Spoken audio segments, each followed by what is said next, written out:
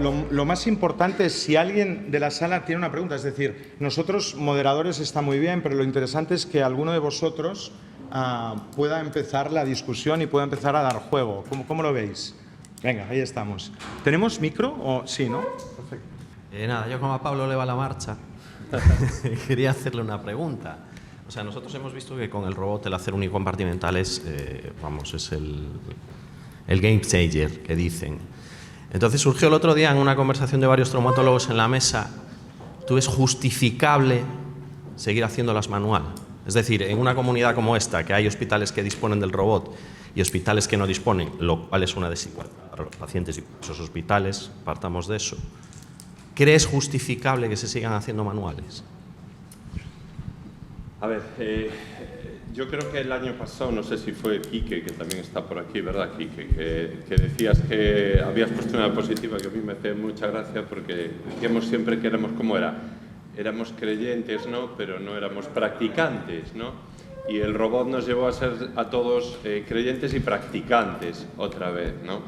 Y bueno, yo lo que intenté demostrar un poquito con la charla, pues es en el mundo este que nos estamos moviendo de la alineación, ¿vale? Si realmente nuestra artesanía lo compensa, ¿no? Yo, el doctor Aragón, pues que era discípulo de Cartier, pues que hacía 300 al año, pues pienso un poco como en las prótesis primarias, ¿no? Los cirujanos que son muy experimentados y que han hecho toda la vida pues alineación mecánica, pues obtienen unos resultados que por ahora pues parece que no son superados por todos estos tipos de robóticas y cosas, ¿no? Pero como dijo Joan, ¿cuál es el futuro?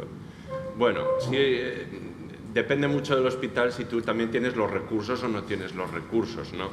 Pero si, como me gusta la marcha, pues te diría que no está justificado. Y te queda así ya, punto. Buenos días, muchas gracias a todos, fantástico. Me gustaría de preguntar o refletir quién es el dueño de los datos. La empresa, el doente, el cirujano. ¿Quién los va a utilizar en el futuro? ¿Quién manda en esto, no? El cirujano. El propietario de los datos es el paciente. Que son sus datos personales.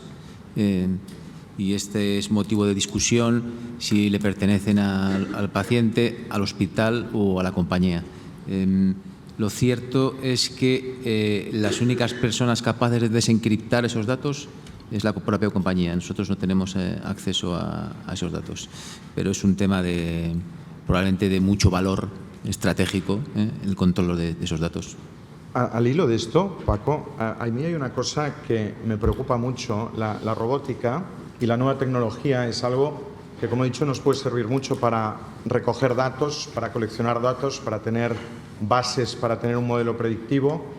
Pero cuando llegue este momento, mi preocupación, porque es una ilusión, pero también es una preocupación, estos modelos predictivos quizá tendrán más valor que nuestras propias decisiones, porque estarán basados en algo que estadísticamente funciona y que, por lo tanto, tienes la capacidad de no improvisar y, por tanto, hacerlo. Y probablemente generará cirujanos, perdonadme la expresión, tontos.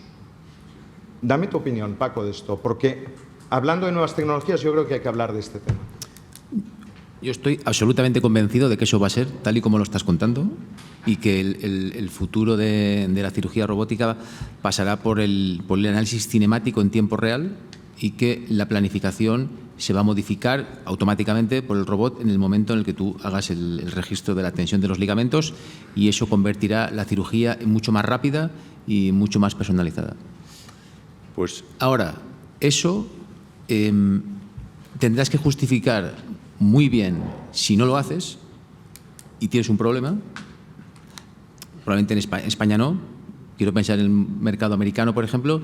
Sería muy difícil de justificar que tú te salieses de la recomendación de la máquina y luego tuvieses un problema con el paciente, porque tu intuición te ha dicho que el planteamiento que te hace la máquina no es el mejor. O sea, yo creo que, de todas formas, eso será una guía, será una recomendación en la que tú luego podrás modificar o adaptar, ¿no? O sea, tampoco creo que tenga que ser una obligación absoluta fiarse del plan, pero sí que te acercará probablemente mucho más rápido al equilibrio de la rodilla que cuando lo tienes que hacer tú manualmente. Sí, perdona que te interpelé, pero yo lo decía en la charla, ¿no? Yo creo que hay que introducir, sobre todo en la gente joven, el concepto de que son herramientas, ¿no? De que son herramientas y de que no debes de perder la visión de contactar con el paciente y ver qué necesita el paciente, ¿no? Hay muchísimas, ahora se van a crear muchísimas bases de datos, estamos con la robótica, va a venir la inteligencia artificial, pero en la clínica real tú tienes que medir un ángulo de convergencia que está entre 2, 2,5 y 1,5 y a veces pues sigues echando tus líneas, ¿no? Cuando... Pero Pablo, hablaba del modelo predictivo, ¿eh? Sí, sí, no sí. de la nueva tecnología. La nueva tecnología estoy de acuerdo contigo, pero la propuesta de inteligencia artificial, la propuesta de acciones. El tema, Joan, yo seguramente, por eso os puse la última o penúltima diapositiva diciendo que todo lo que pienso hoy es tributario de cambiar. Esa es mi forma de vivir, ¿no? Y seguramente acabaré utilizando un robot, pero hoy en día, por ejemplo, me parece interesantísimo lo que has comentado porque quizá en el terreno de las unicompartimentales sea casi una necesidad, casi una necesidad. En el terreno de la sustitución tricompartimental tenemos un pequeño problema con la robótica. Tenemos yo creo que varios problemas. Primero, podemos buscar una alineación que podemos discutir tú y yo si es mejor el concepto cinemático, el concepto de posicionamiento funcional. Podemos estar discutiendo todo lo que queráis. Si utilizamos tecnología para buscar exactitud, que no precisión, porque ya tenemos una diana establecida, y utilizamos esa tecnología para buscar esa exactitud porque sabemos que nuestra diana es buena. Pero, por ejemplo, seguimos utilizando modelos protésicos basados en un modelo de mecánica descrito por Schuppinger en principio del siglo, que es lo mismo para PS que para CR. Quiero decir, quizá tengamos que darle mucha importancia a la tecnología, pero tendremos que darle mucha importancia a cómo se mueve la rodilla. La cirugía, para mí, más cinemática es la unicompartimental. Para mí es la más cinemática. Y tendremos que darle muchas vueltas a conceptos que todavía la robótica es que nos da información y datos sobre la estabilidad. Los cojones. Discrepo totalmente. Nos da, igual que todos los sistemas, un cálculo de distancias. Ni siquiera, antes hablaba con Joan, ni siquiera los sistemas de determinación de presión nos dan una información real sobre tensiones. Y además nos los dan en un ámbito que es absolutamente estático. Quiero decir, nos queda muchísimo camino. Posiblemente utilice o no llega, o me jubilaré antes, porque siempre le veré pegas a esa exactitud. Le veré pegas en relación a lo que cuesta el robot. Entonces, en este sentido, permitidme que yo sea escéptico todavía con la tecnología. Con respecto a lo que dices del implante, que podemos estar de acuerdo, que quizás el implante de alineamiento mecánico no están pensados para los posicionamientos que hacemos ahora. Yo sí creo que todos los estudios que decían que los pacientes que estaban fuera de los 3 grados iban mal, eran pacientes que se había pretendido hacer un alineamiento mecánico y el cirujano había fracasado. Y no era solo que el paciente tuviese 5 grados de varo posoperatorio, sino que la rodilla era inestable. Y probablemente ambas cosas contribuían al fracaso precoz del paciente. En el caso de la cirugía robótica hay alineamientos en varo, pero con rodillas estables. Y es verdad que no sabemos qué va a pasar. A lo mejor lo decía Fernando antes, el posicionamiento funcional que hacemos ahora, no sabemos si dentro de 10 años diremos, no sé qué estábamos pensando cuando poníamos las prótesis torcidas, ¿no? Pero lo cierto es que la sensación intraoperatoria de la estabilidad de la rodilla es total. Entonces, eso, igual que empezábamos con posicionamientos, como decía Fernando al principio, más restrictivos, el hecho de ir evolucionando en la experiencia con la tecnología, ir superando esos límites poco a poco y ir viendo que la respuesta de los pacientes es buena, es lo que nos anima a continuar por ahí. Mi experiencia es un 80% de los implantes en los que has decidido hacer alineación cinemática. He dicho que lo hago en un 90%. Lo que hago restricciones de indicaciones, no de cinemática restringida. Pero en un 80% de los que has decidido hacer cinemática están dentro de esos rangos de seguridad que todos hablamos. Es decir, que no es una barbaridad decir, no, la voy a dejar caer y la voy a dejar torcida. No, no estamos hablando de eso. Lo que tú decías, importante, los fracasos de antes de la mecánica, pero es que estábamos hablando de un fracaso o tibial o femoral, no estábamos buscando entonces una oblicuidad de interlínea. Y tema de estabilidad, la forma de conseguir una laxitud fisiológica más favorable es no tocar los ligamentos. Estamos de acuerdo en eso, no desinsertar absolutamente, excepto el colateral medial, pues la parte más superficial, ¿no? Pero es que la manera más precisa de hacer eso, dicen, es con un robot. Posiblemente. Paco. Vamos a seguir. Sí, nada.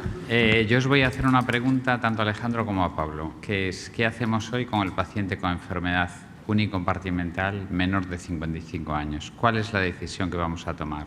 Prótesis unicondilia, osteotomía. Y la segunda pregunta que viene enlazada con ella es ¿cuál es la segunda parte? ¿Qué es mejor hacer? ¿Un rescate tras osteotomía, un rescate tras unicompartimental? Contadme cuál es vuestro criterio para en un paciente de joven, vamos a decir menor de 55, elegís la osteotomía o la prótesis unicondilia. Lo primero, la edad joven varía mucho también en función de la edad del cirujano, porque yo recuerdo que cuando yo empezaba a escuchar hablar de sutura meniscal y todo esto, el límite claramente era los 40, 45 años. Y hoy en día creo que casi todo el mundo que se dedica a suturar meniscos va a suturar gente un poquito mayor y tal. Entonces, lo que hay en las series, claro, yo no tengo un grandísimo volumen de prótesis unicompartimentales, pero la gente que las hace habla de muy buenos resultados en pacientes jóvenes. Claro. O sea, que creo que eso no debe ser el punto que marque la diferencia, aunque pueda, o sea, estamos hablando de a lo mejor si un paciente tiene 30 años ya, oye, estamos hablando de algo distinto. Pero a partir de los 40, 45, 50 años los resultados son bastante buenos. Lo que yo creo que determina aquí la intervención a realizar es la deformidad intraarticular. O sea, si hay un problema intraarticular, no debemos tener miedo a tratar gente con prótesis unicompartimentales. Al hilo de tu pregunta, yo hoy en día, tal y como está la cosa, creo que sí está justificado hacer prótesis unicompartimentales a mano, porque todavía hay muchas cosas que desconocemos.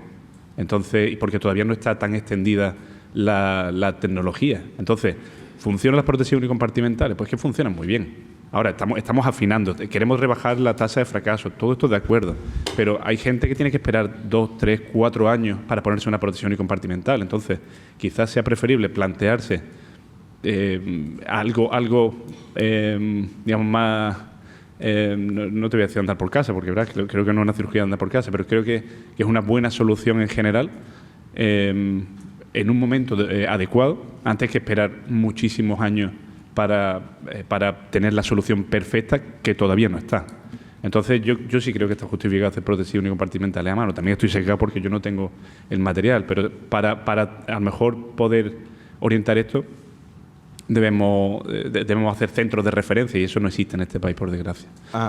Sobre la osteotomía, pues cuando hay una deformidad extraarticular tampoco hay que tener miedo a la edad, ni al más joven ni al más viejo. Yo opero a pacientes por encima de los 70 años y le he hecho una osteotomía porque no le encontraba la artrosis por ningún lado.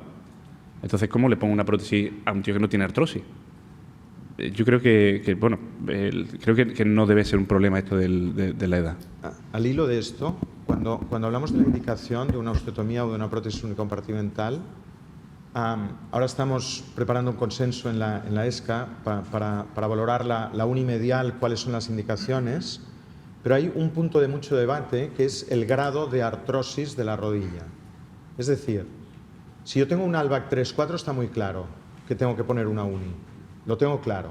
En un ALBAC 2 hay un poco de duda, pero en un ALBAC 1 hay gente que dice sí y hay gente que dice no. ¿Cuál es vuestra opinión al respecto? Es decir, cuando decimos no, igual nos vamos a una osteotomía. Esto es lo que quiero decir. Sí, entiendo. Yo ahí estoy un poco desencantado con el tratamiento de la lesión de la raíz posterior del menisco interno, porque no tengo unos resultados tan predecibles como me gustaría. Tiene toda la lógica del mundo decir, oye, lo reinserto, y dice la gente, no, es que es un problema degenerativo, vale, pero la parte más débil de la raíz meniscal, o sea, de todas las raíces meniscales, de los meniscos de la rodilla, está en la raíz posterior del menisco interno. Entonces, si eso se ha roto, bueno, es lo primero que se va a romper, pero si lo reinsertas y genera cierta cicatriz que debería funcionar. ¿Le hace una centralización? Fantástico, todo bien, y de pronto el paciente no está bien. ¿Y eso por qué? Pues esto son cosas que todavía no sabemos. O sea, graduar el punto de deterioro o el grado de la enfermedad es mucho más difícil, creo, que de lo que estamos haciendo. Y eso es lo que marcará la diferencia en el futuro, que seamos capaces de saber cuánta reversibilidad tenemos en esa patología. Pero ahora mismo... Pero es que por eso ayer yo hice aquella pregunta, si la extrusión meniscal realmente ahora es una contraindicación, que no lo es, por supuesto que no, pero es que el grado de extrusión meniscal, afectación articular, etcétera, etcétera, ¿a dónde te lleva? A malos resultados. A mí lo que me importa al final es que los pacientes pues me vayan bien y que me entreguen y que me digan, jo, pues muy bien, pues he mejorado. En la serie que tenemos ahora con el robot, que la estamos empezando a revisar, de verdad, es espectacular. Ben está aquí conmigo y cómo los pacientes pasan de un grado de dolor grande a un VAS, pero pequeñísimo. Pero bueno, sin liarme, que me gusta mucho liarme, tu segunda pregunta. Eso aparece en el consenso en el que hicieron de osteotomía, que donde perteneció Alejandro. Se supone que revisar una prótesis unicompartimental pues es más complicado y te va a dar peores resultados que revisar una osteotomía. Eso queda dicho y además queda en el consenso. Y es quizá la pregunta fácil, ¿no? La pregunta difícil es la primera. Y si yo en mi charla puse los dos casos que puse, fue porque seguimos sin tener una respuesta adecuada, y por eso insisto en que a mí me parece tan importante la clínica, ¿no? Y ver cuál es la personalización, en este caso, del paciente, ¿no? Tenemos guías. Yo creo que el artículo de Mathieu y de Christian Clay pues es una ayuda fantástica, ¿no? Pero es que la zona gris a mí cada vez se me aumenta más, ¿no?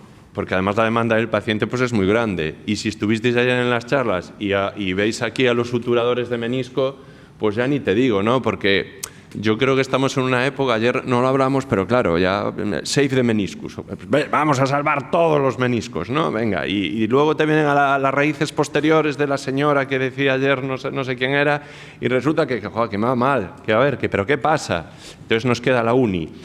Bueno, pues la uni parece que yo creo que el mensaje, y aquí no estoy en contra de ti, pero sí al contrario, porque lo que has dicho es verdad, ¿no? Tenemos que ver si realmente tiene que haber centros de referencia o no tiene que haber centros de referencia. Porque lo que no podemos tolerar es esos fracasos tan elevados a 5 años. Eso yo creo que es intolerable.